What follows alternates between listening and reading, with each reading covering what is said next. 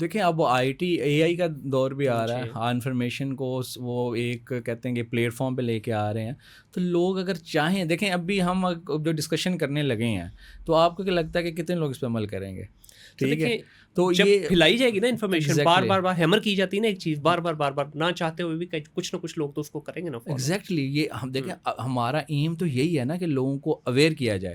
اب ایکٹ کرنا، عمل کرنا، وہ تو اس پرسنل اس کے اپنے پہ ڈپینڈنٹ ہے نا. سو میرا خیال ہے کہ اب چیزیں تھوڑی پازیٹیو ہو رہی ہیں، لیکن جو آپ نے پہلے بات کی پرائمری پریونشن پہ، ڈیزیز کی پرائمری پریونشن بہت کاسٹلی ہے بالکل ایسے اور ہی اس پہ بہت ایفرٹ کی ضرورت ہے. اس میں ڈاکٹرس کی، پیرامیڈیکل اسٹاف کی، کمیونٹی کی، این جی اوز کی، سوشل انفلوئنسرس کی، everyone have to be involve in this. میں نے آپ کو ایک سمپل سی مثال بتاتا ہوں، اس کے بعد چیزیں آگے چلتے ہیں.